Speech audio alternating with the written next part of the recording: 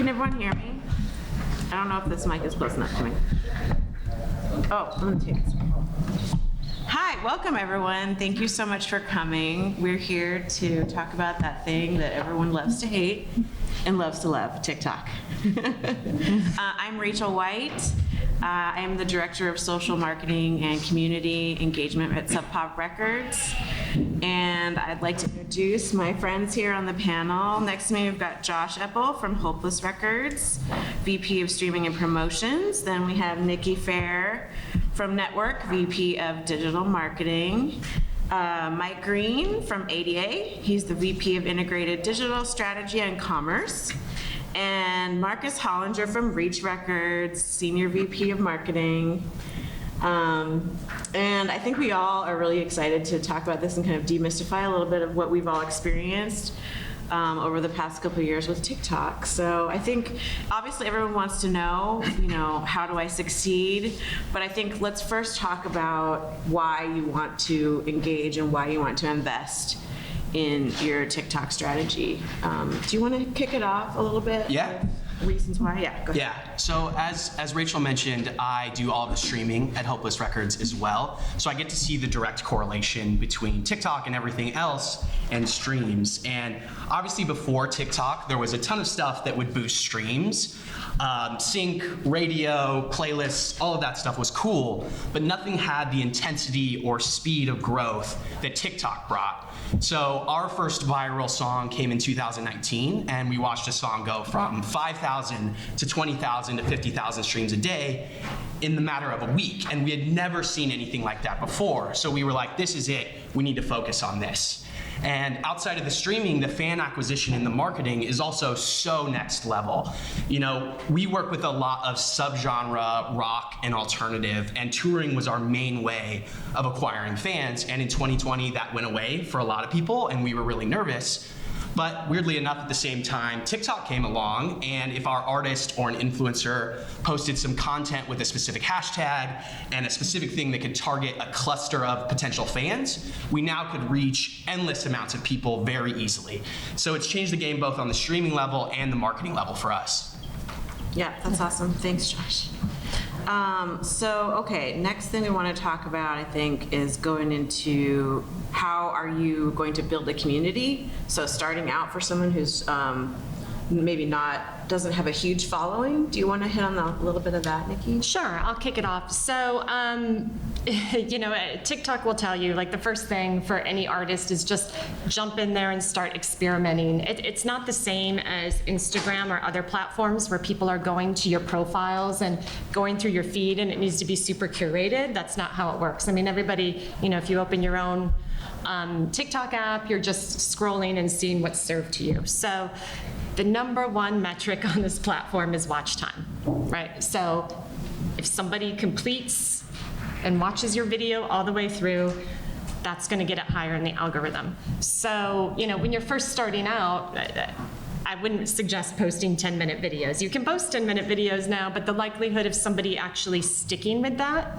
and watching it all the way through is pretty low. And then what happens is you're going to get dinged in the algorithm and it's not going to get served to anybody else, which is why you see people employ different tactics like part 1, part 2, part 3, and keep you coming back that way. So, first of all, watch time.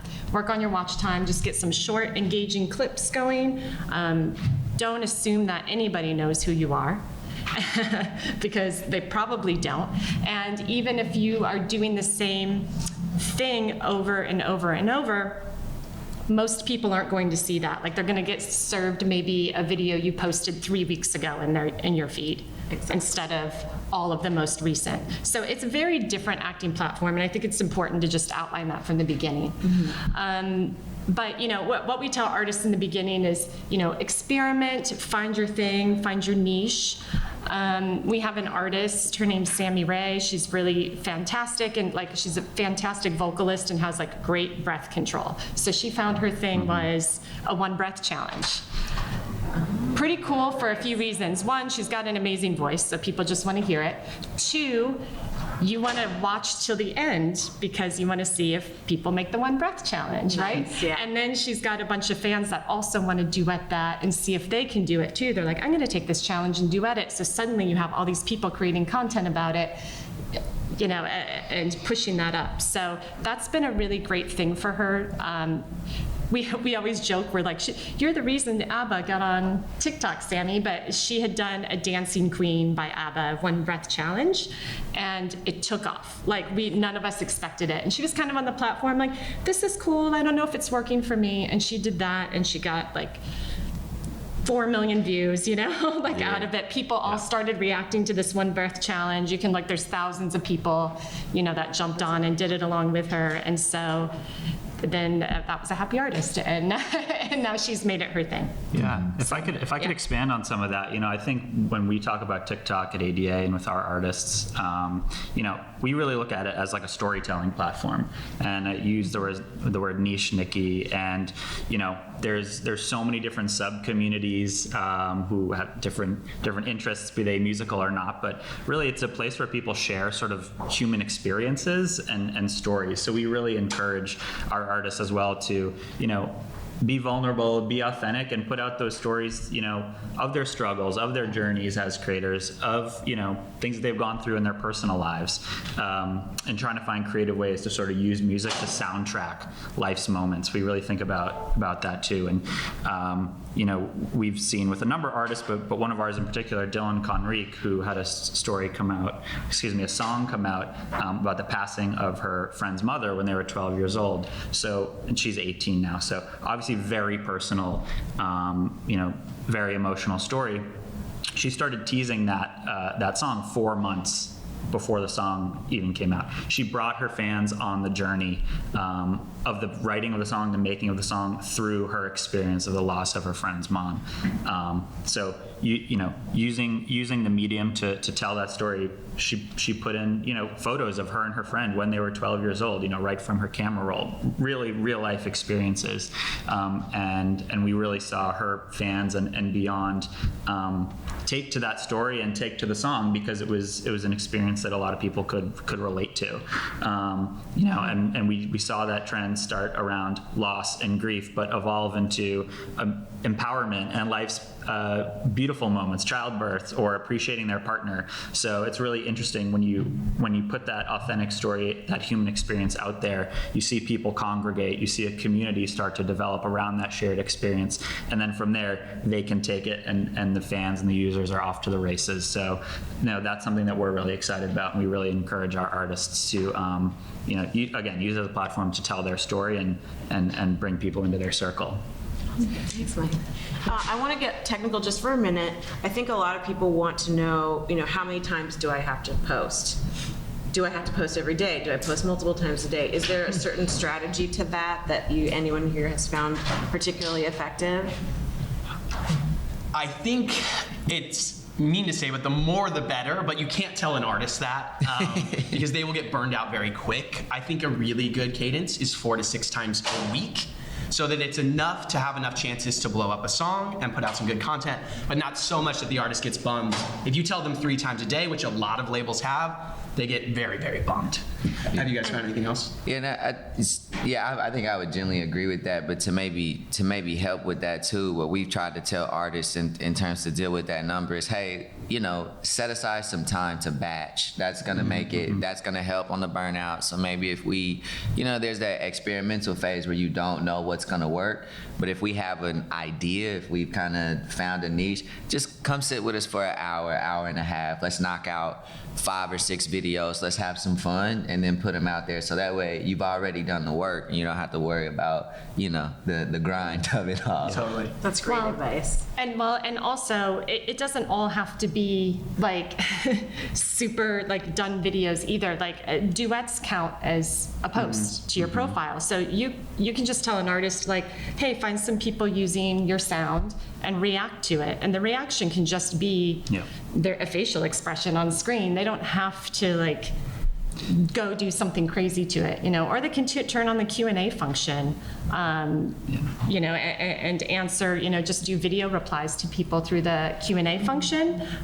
So that way they don't have to think of oh, what should I do? I have to be super creative. I have to kill it every time, which isn't, I mean, you know, we want people to be organic, and it's not supposed to be as slick and produced, but people get in their head about that. So Right. that's other ways you can do it without being such a heavy lift all the time. Yeah. Right. And I would think about, you know, something we do too with our artists is sort of like, you know, collaborate with them and define some like marketing pillars, right? Some different types of posts that what can we film, what can we bank, you know, what are some great UGC videos that they can duet, and then maybe what are some other trends, you know, that aren't their songs or even music, just sounds that are happening that they can participate in, because I think that's the other layer too, is sort of like we've seen in order to gain traction, you kind of got to be in the mix, you got to be in the community, you got to be in on the joke, so to speak. Yeah, right. And using trending sounds and audio and stuff like that. So I think to Nikki's point too, that also takes a little bit of the burden off of like, what am I going to post? Like, I have to come up with something original and amazing every time. You know, there's other ways to use the platform that can really like accelerate discovery. Everybody's got their Kate Bush TikToks Yeah. going in the past 2 weeks. Exactly. Right. What about, we have multiple artists who really don't want to have anything to do with TikTok, or maybe an artist like Father John Misty who doesn't do social media like he used to. They actually had a really successful alternative right now, which is they've taken his cardboard cutout and he's going on adventures. That's awesome. Yeah. That's great. And it's actually working amazingly. It's been really fun to do. Obviously, not every artist is going to have that kind of sense of humor about themselves, but thinking about alternative ways to engage on the platform if your artist doesn't want to put their face on, right? Because you need that face, you need that engagement otherwise. I want to know, I kind of want to segue into this now. So out of all of your artists that have had a viral hit, how many of them have been purposeful versus accidental? I've had one purposeful out of 7. Right. Yeah. So I think it's probably time to talk about how to prepare and be ready to react when a song goes viral, whether it's catalog from the past or, you know, a newer song, whether you're in the album cycle. Let's kind of get into that a little bit. Well, you're in it right now. Marcus? Yeah, it's funny. Yeah, we're in it right now. We have an artist who is based overseas, and we were preparing for a showcase for him, and at the last minute we had to switch out the song because he was going to make an appearance on the stage, and so we identified a producer who's doing some pretty cool stuff on TikTok, and was like, oh, what if we do a flip with him? The song took off, and things are going crazy right now, and showcase we were planning sold out. And I think in terms of, and this is probably about the third or fourth time we've had a song go crazy like this. And in terms of preparation, I think it's just all hands on deck, and just knowing that you probably have about 2 weeks to respond. Right. You got about 2 weeks to respond, and so there are a number of ways to be prepared. I think, you know, across teams, you know, checking in with the streaming team, checking in with the art team, checking in with the social teams, just to make sure everyone is giving their ideas so that funnel is always on, and preparing the artist for the long run. I think engaging with comments as well is gold. So when you have that moment and you see what people are initially responding to, they'll tell you. If you search the comments, they'll be like, oh, maybe do this with the song, or maybe do that. And you can, if you do things like lift their comment and respond in kind, then it's gonna, to what was discussed earlier, trigger the algorithm to say, oh, like actual human beings are interacting with this, and the artist is engaging. So it'll kind of extend it a bit. I also think another thing to think about, you know, as Josh opened the panel with how it affects streaming too, is like, you know, these moments can happen on TikTok. They can last 2 weeks. They can be kind of a flash in the pan. Like, what other content are you creating? What I don't know, smart links are you putting out there to start to capture a bit more data, sort of lower in the funnel, like you said, Marcus. I think that's part of it too, being able to pivot, like with your marketing budgets, you know what I mean? You might have had a plan to release another single or drop another song or video, but it's like, okay, maybe we need to put the pause on that, allocate funds, towards some more advertising, towards an influencer plan to help sort of, add fuel to the fire on the trend. I think one of the things that we sort of look at a lot too is sort of like when we might see something starting to move on TikTok, but how do you know when to go spend that money? Right. And I think the first thing that we do is we sort of look at, yes, the velocity of creations, because that's really the metric for us on TikTok, but then are streams going up? Right. Is there a particular trend or niche on TikTok that is sort of owning this narrative? Is there something replicable, right, that we can try to get the fans to participate in, that we can get influencers to jump onto? Sometimes we see that activity on TikTok, we check streams and we go, well, it's not really moving off platform. I don't know if we should really invest in this one. Right. Yeah. So I think that's like the first step that I know I'd take too. So. And yeah, you also see reaction if there is a specific trend around the song. Like, go to YouTube too. Yeah. You'll see people love to do trend compilation videos on YouTube. So they'll put together TikTok compilations. We had this happen with a band, Vacations, that we worked with, and their track, it was a catalog track. It was from 2016, and in 2020 it started taking off, and people were using it in a very specific way on TikTok. We went to YouTube and saw there's tons of compilation videos with it too. And so, the band never even had, it was a deep catalog track of theirs, so they never even had official video content for it at all. So, we made a TikTok compilation video, like step one, that was like easy. And then, we extended it to their fans and said, hey, like send in footage, like we'll make a fan like video to be the official video for this sound. So not only was stuff happening on TikTok and it was streaming across Spotify, Apple, etc., but we were servicing YouTube, we were changing out the Canvas videos on Spotify and like highlighting fans.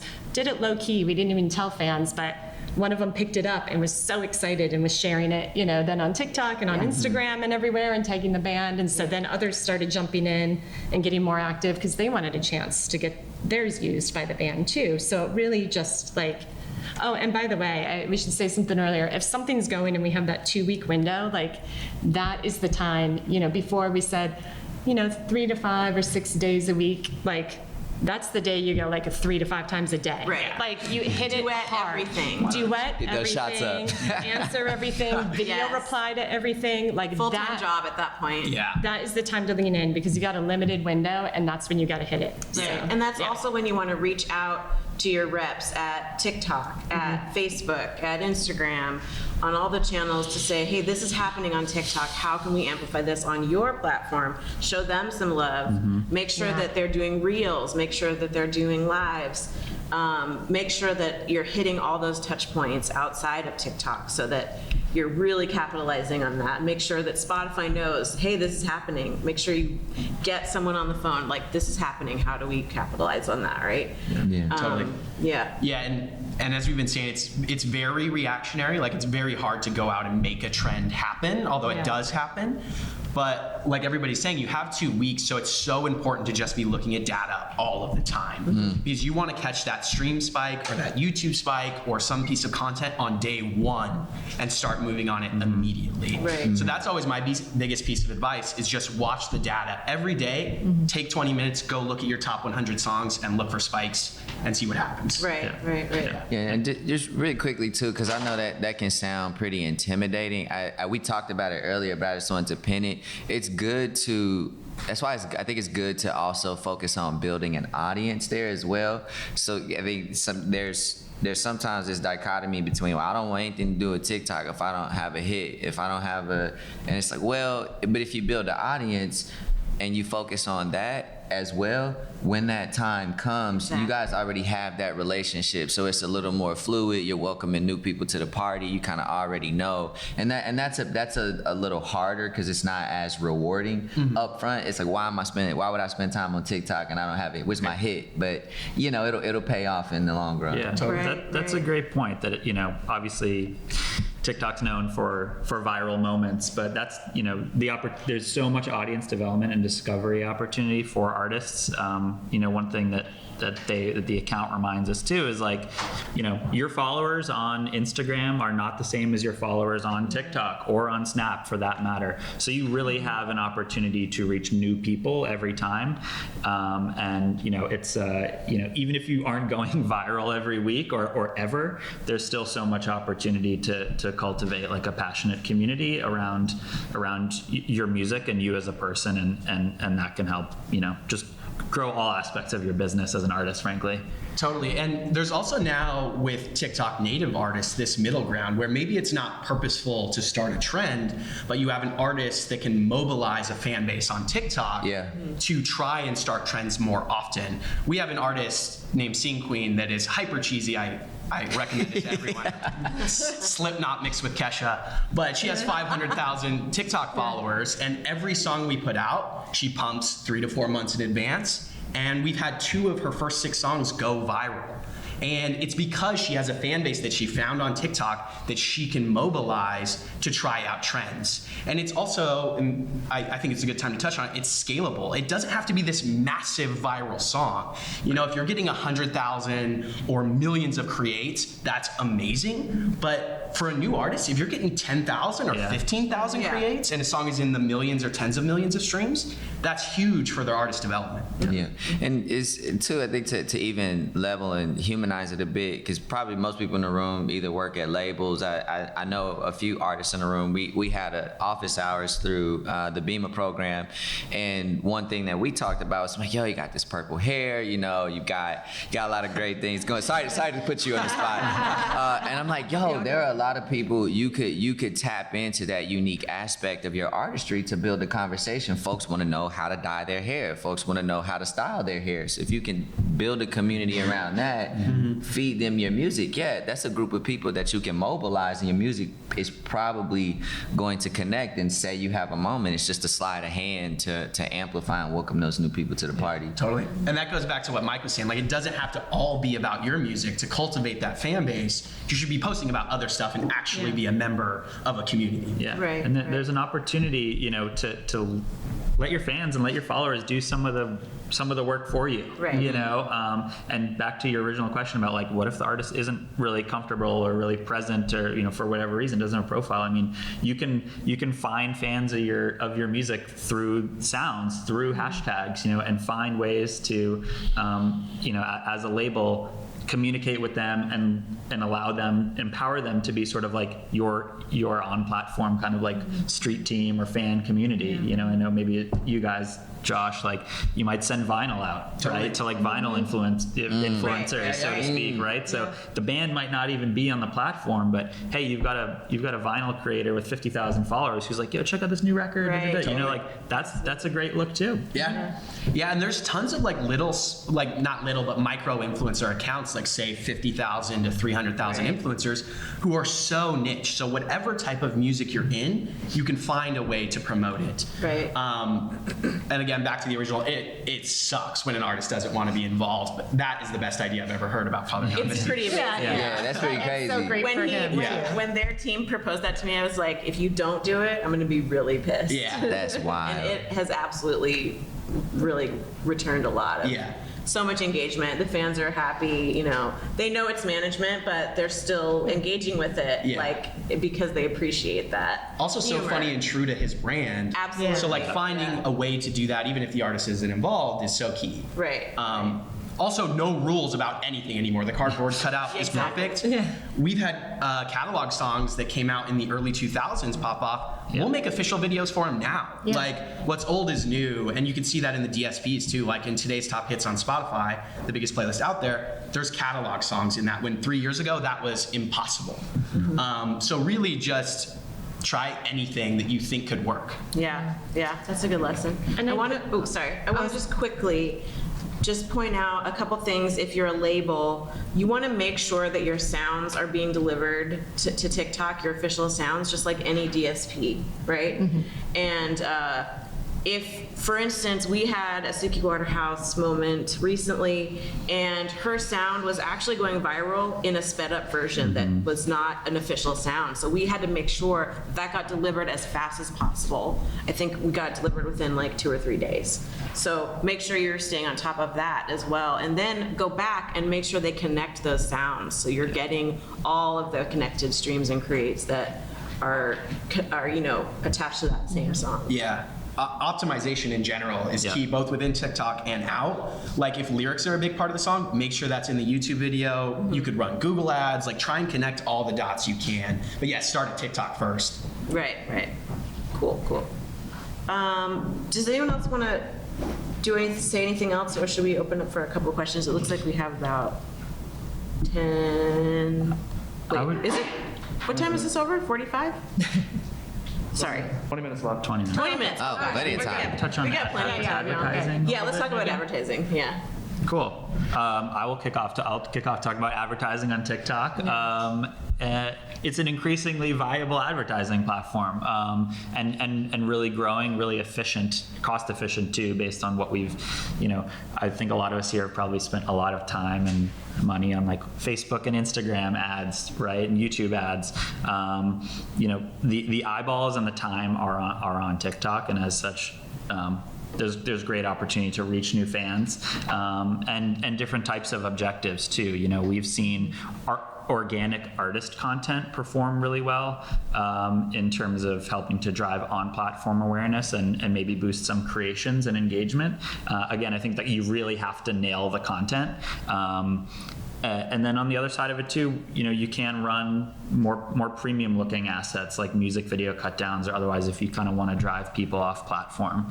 And I think, as we all experience, if you're on TikTok, their machine learning and their algorithm is ridiculous, right? That's what makes it so addictive, and why people spend so much time on it, because it knows exactly what to serve you. It knows exactly what you want to see and what you're interested in. And as such, that technology also applies to their advertising platform. So whereas like on other ad platforms, you might add a ton of interests, right? Like based on similar artists or genres or all these contextual and interest-based targeting. Sometimes we'll just actually keep it kind of wide and let TikTok's algorithm like work on the advertising side as well. And we've seen again, really efficient results, high click-through rates and low CPMs just by letting kind of the machine do its thing, because they know so much about their users and what they want to see. So definitely an advertising platform that we're spending more time and budget on. Do you feel like there's a strategy for ads during a viral moment versus outside of a viral moment, or are they completely separate? Okay. I would say yes. That's definitely something that we've seen. Again, back to that Dylan Conrique example. As she was continuing to really lean in with creating 2 TikToks a day, responding to fans, all the organic aspects we talked about, we were also boosting with paid media, like her key, her highest performing, most engaged TikToks as well. So it definitely gives you that extra boost in terms of reach, and really sort of helps,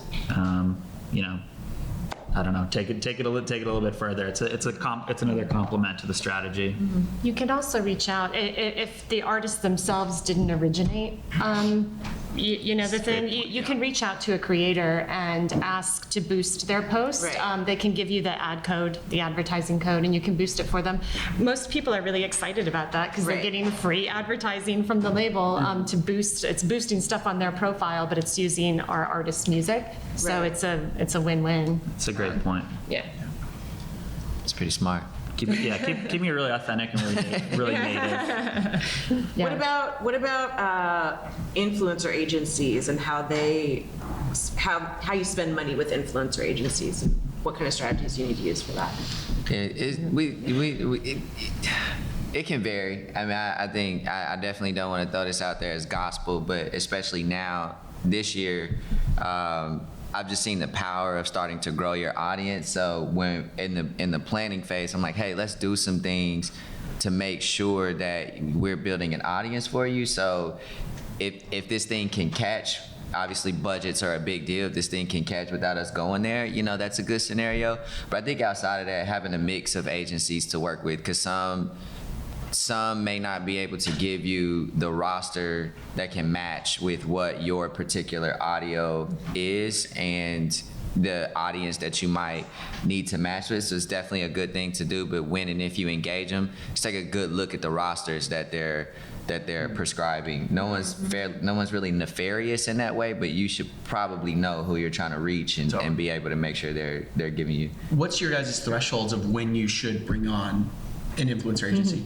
So so that's a great question, because the follow-up point I was going to make was sort of like, I think there's a perception maybe a couple years ago, 2-3 years ago, that like influencer marketing was like getting a creator with 50 million, like one of these macro creators, a D'Amelio or Addison Rae or otherwise, and like creating a trend like top down, right? That you have this talent with such reach that would just like boom, and then all of a sudden like every civilian and every kid would be like using the song. And like, in fact, now it's kind of flipped. And to Josh's point earlier about niche creators, niche communities, like we're honestly starting to work in influencer budgets even like from day one with developing artists who might not really have huge followings or too much creation history on the platform, because the discovery opportunity is there.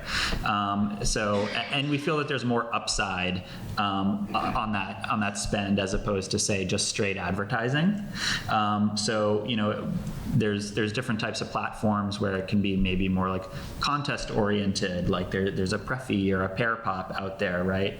Where you don't have to commit to $10,000 or $15,000 off the bat, but you get some videos, you get a few million views, you get some reach, and there's still, again, a lot of upside and discovery potential. So we're really sort of like working those in increasingly from day one as a complementary strategy to like organic artist activity, as well as just traditional, you know, social ads and paid media. Totally. Yeah, we look at more of a hard line. When we hire an agency, we're looking to 200 to 400 creates with the sound per day.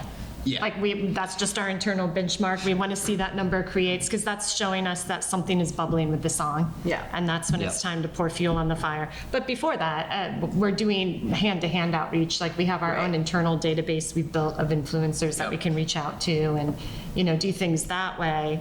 Right, like you were mentioning, if you know vinyl heads are like really excited to hear about things and get free stuff. That's a great place to start with some, not free, but, you know, promotional level influencers, right? Yeah. Totally. And that's going back to, it's all scalable. Like, we're at indies, budgets are tough sometimes. Like, we've made a song go viral for free by just messaging a ton of people who were fans of the artist.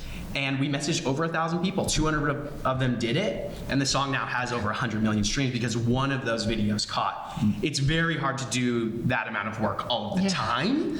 I was going to say, who did that? Yeah. Who did that? It was a lot. It was when I was really into Lil Nas X and I was copying him. But again, super scalable. Like, we've taken $500 and hired 10 micro influencers, which has started something. So you don't need these massive budgets. Usually when you're hiring on an agency, we found it's between 10 and 20 grand that you're spending, which is very much worth it if it's working. But you might want to start off smaller when you're at 200 to 400 creates a day. When you pop above 1,000 or 2,000, might make sense to bring on a bigger agency. That was pretty revolutionary for me when we were preparing for this. I would, maybe it's for my own purposes, I'd love to hear a little bit more about that. How did you all know who to go to when you were doing the one-to-one direct reach outs? Yeah, so as I mentioned, this was when Old Town Road was popping, and I was like, Lil Nas X is a genius. He was super great at Twitter, also popping off on TikTok. We had an artist named Water Parks that had the same type of humor. And I was like, okay, if this is working over here, it can also work over here. So we went to anybody who had used a Water Park sound before, over 50,000 followers. And then we went to similar artists' sounds, again, took all of the people over 50,000 followers and sent out an army of interns as well as our staff and just DM'd, emailed, did everything. And luckily, one kid from Kentucky's video popped off. It was very, very cool. That's awesome. Yeah. Way too much work to do all the time. That's a lot of work. But You're making me a little nervous. Yeah, but if you're a DIY artist and you got a few hours, like, message 50 people. I don't know. Yeah. And I think that's a good point, that you have interns, that can do this stuff, and it doesn't have to be something that you're doing every time, but you have to identify that appropriate moment, right? Right. Yeah, I mean, not everyone has that 10 or 15K kind of laying around to invest in it. So I personally just love that y'all did that. But I think those are the right sort of like data points, right, Josh? Who's using the sound? Who's using the hashtag, right? Who are your fans out there? Go get in touch with those people and make them part of the team. And looking at the similar artists as well. That's lots of gems right there. Sweet. Let's see. I feel like we've gone over all this stuff. Yeah, I think we're ready for questions. Yeah. Okay, so just raise your hands and I'll come around with the mic. Right, So thanks. in the back.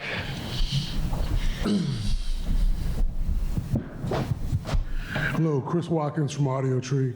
It's more a comment as opposed to a question, but something you hit on earlier. During the pandemic, we've recorded with about 1,500 bands over the last 10 years doing live sessions and some DSP, some non-DSP content. We got flooded with calls from managers, labels. Hey, can we get our old session footage? Can you give us the content we did from the Far Out video we did? So a lot of the bands that weren't creating content needed TikTok footage and for other social media platforms.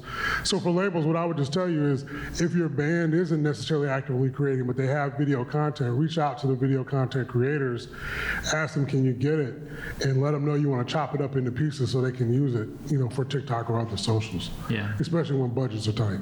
Totally. That's great. Yeah. Big Audio Tree fan as well. Oh yeah. Yeah. I'm coming. Hey, I'm Dan from Future FM, and I have a question for you guys. When you guys are seeing these viral moments happen, are they typically happening before something is released or after something is released? And when it happens, what is the #1 call to action that you want fans to take? Oh gosh. Well, for Sub Pop, it's been catalog. So that one is kind of tough, especially for us because most of our legacy artists are not participating on the platform. So really then we're harnessing kind of alternative strategies. So that's when you're talking about live footage from the past, cutting together clips from shows. That was kind of how we dealt with it with Beach House. What about you guys? What are some of your experiences? When you did pre-release campaign, you want to talk? Yeah. So pre-release campaigns are a huge part of what we do at Hopeless. Actually, Feature FM. I don't think this is a sales pitch, but it's awesome for that. But yeah, when we start to see something go viral ahead of release, we have a big conversation about how soon it should come out. If we are 4 months out, should we bring it up while all this hype is happening? Are we on a ramp that could get bigger and bigger? Because you want it to come out kind of at that mega moment so you can convert it all to streams. If you wait too long, you could miss out on streams. So that's a big part of our conversation. Converting those early views into pre-saves for us on Spotify has been huge. Yeah. We've had many songs over 10,000 pre-saves, which is great for the Spotify and every other streaming service algorithm, but it's also great as a talking point. We can then talk about a new artist to Spotify and everyone else and be like, hey, this matters. And it's only at 25,000 monthly listeners. This will likely be at 500,000 2 weeks after it comes out, and it gives you a really great pitch point. Yeah. So mainly deciding when the song comes out, and then making sure we're optimizing it. Yeah, I think for pre-release moments, pre-save, absolutely, you want to collect as much of that fan data as possible, and then for a song that's already out, maybe it's for the artist, go follow my playlist on Spotify, right? Mm-hmm. There's so much of this activity happens on TikTok. It can translate to streaming, but again, you want to retain, some of that fandom, right? In some places, they're going to last a little bit longer than maybe that 2-week on-platform trend. So, trying to move fans into Spotify followers and playlists, or email lists too, is great. Well, and the beauty of a pre-release campaign, if you're putting the sound out early, before release, and you're trying to build up pre-saves, sometimes you can find out maybe it's not working, and if it's not working, pivot. Deliver a different sound. Maybe you delivered the wrong timestamp of the song. You're putting the wrong timestamp up, or maybe it's just not working at all. Maybe you have the wrong call to action, because you want to give fans a specific call to action to use their song to make their own creations, because you want to drive all of those creations before the song comes out. So what's your call to action? Is it working or not? If it's not, pivot. If it's the sound, pivot. Like, that gives you a lot of valuable information actually ramping up into a release. Yeah. Totally, that's a great point. We very much treat it like a movie trailer, and you start promoting way in advance, and you get people's feedback. Think about that Sonic movie. They didn't like the way Sonic looked because he had human teeth, but like people were interested. You change it up a little bit, and all of a sudden It's a good movie. Yeah.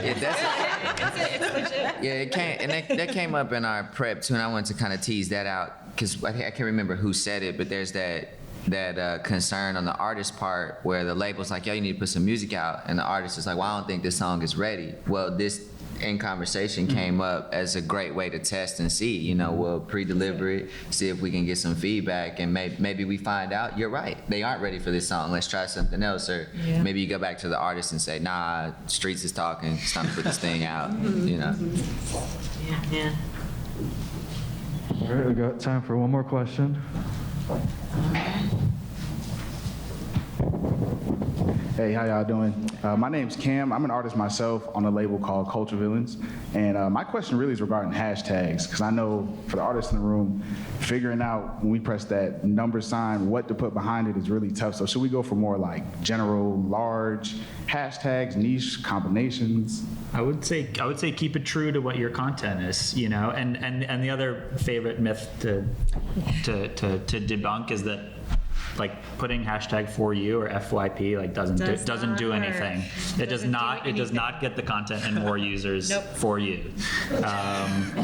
So TikTok will tell you that. Yeah, they will tell you that. So yeah, I would say keep it authentic to the content you're posting or your community or what you stand for, or what your fans care about, and that's gonna or what's happening in the video, and that's really going to surface it to people that are into the same things. And about 3 to 5 of them. Yeah, quantity is important. Right. Yeah. Don't put 20 hashtags in. Yeah. Don't do it. Yeah. And I just found this out prepping for a song that we're releasing. I mean, I've heard this a lot and recently decided to act on it, that a lot of folks use TikTok as their Google, right? And so I'm like, oh, well, let me start searching some of the things relevant to this song and see what hashtags people are using, and just kind of pick the top ones, the ones that have the most recent activity. So that'd probably be a good way to find it. Researching in the trending hashtags is really useful. It's a good use of your time. Yeah. Just to see what's trending, how different people are using the sounds, and then kind of finding where your niche fits into that. Because what you'll see is the same viral sounds are being used throughout genres. They're just taking their take on it, because you want to be in that viral sound, right? But then you want to see, how is my genre playing with that viral moment, right? So that time to research it and spend a little effort, seeing how it's being used is really worth it. Totally. And yeah, the niche stuff is awesome as well, especially when you're starting out. Also, like Mike was saying, the story of the song is so important, and the hashtags line up with that. Like if your song's about grief, throw hashtag grief in there. Grief talk is massive. So just think about that as you're telling your story. All right, well, that concludes our panel. Can we get a round of applause for our speakers, please?